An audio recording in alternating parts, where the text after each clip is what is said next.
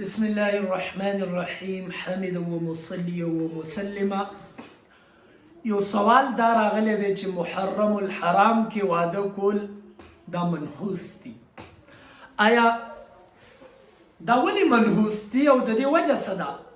ځکه چې د محرم په اولنی تاریخ باندې حضرت عمر فاروق رضی الله تعالی عنه شهادت واقع راغلی و او د محرم الحرام په لسم تاریخ باندې د حضرات حسنین د اهل بیتو د حضرت حسین رضی الله تعالی عنه هغه المناک کربناک او دردناک واقعه راغلی و.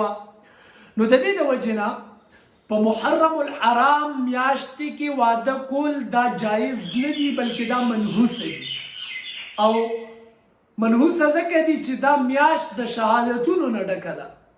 عزتمندو پلنې خبره دا ده چې کچرته د شهادت واقعه هغه منحوسیت ته نعوذ بالله نو بیا د اسلامی تاریخ هر یو میاشت د شهادتونو نه ډکه ده. په رمضان المبارک کې به شمیره شهادتونه شوي، ذوالقعده کې به شمیره شوي، ذوالحجې کې حضرت عایشه، حضرت ابوبکر صدیق، هر یو میاشت د شهادتونو نه ډکه ده. نو بیا خو د دې مطلب دا شو چې هر میاشت کې واده کول هغه منحوس دي ځکه چې هر یو میاشت د شهادتونو نه ډکه ده.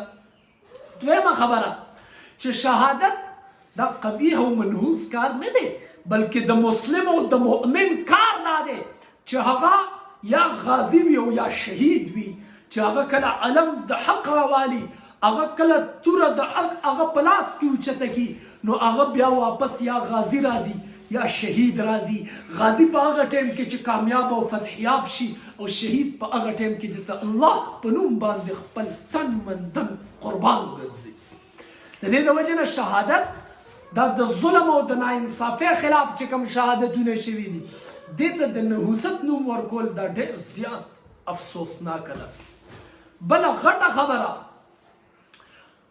حضرات مورخینو لیکلي دي چې د حضرت حسین رضی الله تعالی عنه چې کم د هغې شهادت ته مونږ نعوذ بالله منحوس وایو نو حالانکه شهادت ہے مطلوب مقصود مومن،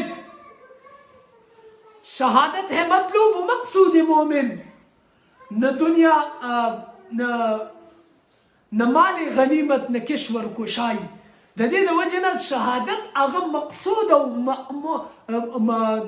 د مؤمن مطلوب دی، طلب دی، نه مال غنیمت طلب دی او نه کشور کشای.